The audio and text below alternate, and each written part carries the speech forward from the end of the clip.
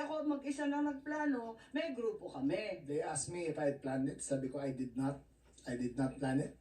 I said we were there, and not to skirt ma'am executive privilege. It was mainly because of the statements of the former president in Hong Kong that he said, in his words ma'am, in Hong Kong, that I think you have a clip. He said that ang reading ko ay may ICC warrant of arrest na. Effortan. To Anong discuss the rumor, ma'am. grupo na But again, pinangalanan nyo? as- Kaya nagtataka So, ako, again, bakit ma'am, group effort? Chismis lang naman yun. Chismis na. Hindi na nga, kung chismis, bakit mag-group effort pa? Tapos pinangalanan mo pa lahat na Maraming nag-group marites sa effort? kundon to, ma'am.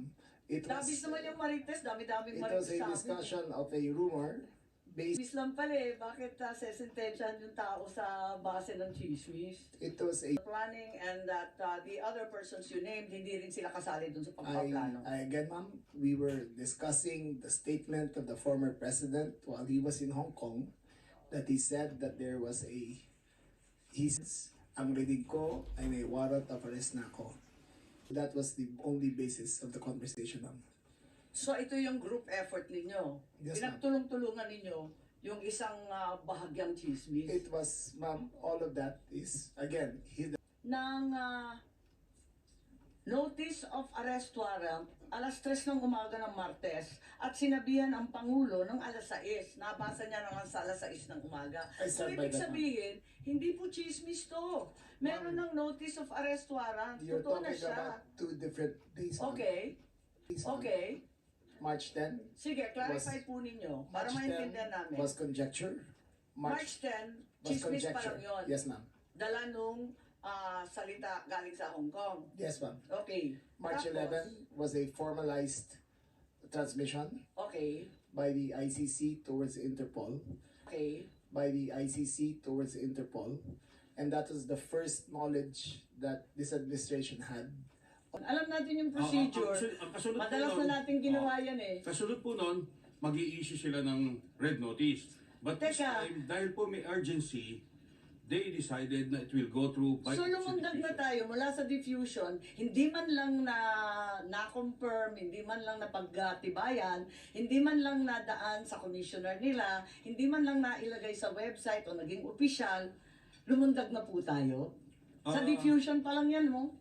Hindi, kasi inaamin ninyo wala namang red notice kailanman. It is our... Hindi na nagagawa ng paraan.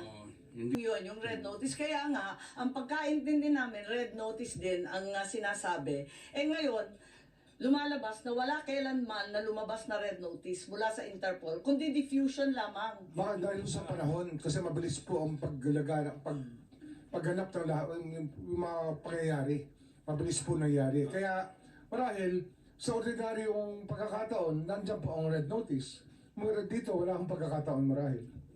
Madam Chair, gusto So, walang red notice. Mag-ingat po kayo, you're under oath, makokontent po tayo.